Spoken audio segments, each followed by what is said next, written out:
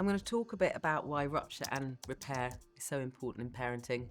And I think historically parents have not apologised to your children, so I'm going to tell you now why it's really important. So the concept of rupture and repair is rooted in attachment theory. Whilst we'd always like to be in tune with our children, noticing and responding to their every need, all parents know this is impossible, absolutely impossible. All relationships have moments of ruptures where we feel disconnected from the other person.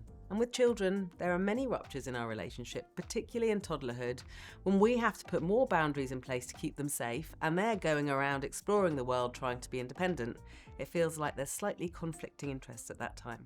Our job is to keep them safe, help them learn about what is acceptable behaviour, what is not acceptable behaviour, but alongside that they will be pushing, they will be curious, they will be putting themselves in unhelpful situations.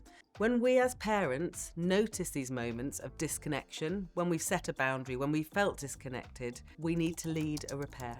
We need to connect and acknowledge our part in the disconnect. When we do this, we are laying the foundations of a secure, close, trusting relationship. With repair, children are less likely to be overwhelmed by that moment of connection, which will have led to a brief feeling of shame, I don't belong, I am bad, and they will find it easier to learn from what happened.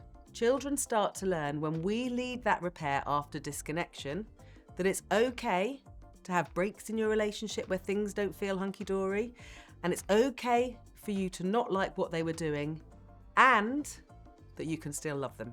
Through repair, you teach your child that love is not conditional on behaviour, and that you can work together to reduce future ruptures. This helps them feel safe with you and understand that they are a lovable person, and helps them learn that mistakes happen. They're such important things for children to learn. It stops them feeling they have to get things right all the time, and it helps develop a positive sense of self. However, when ruptures are not regularly repaired by parents, children start to develop high levels of shame. They become less secure in their relationships. If you have a look at my other reel on the difference between shame and guilt, those children without parents taking responsibility for ruptures are more likely to develop shame.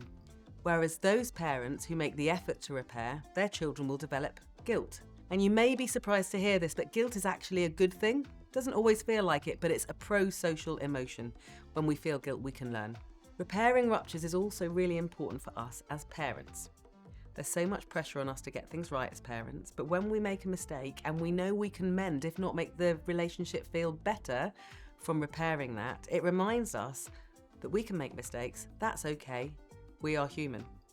And when we take that responsibility for reconnecting and apologising for our part in the rupture, we are modelling a great lesson to our children. And, most importantly, it gives us a bit of grace to get things wrong.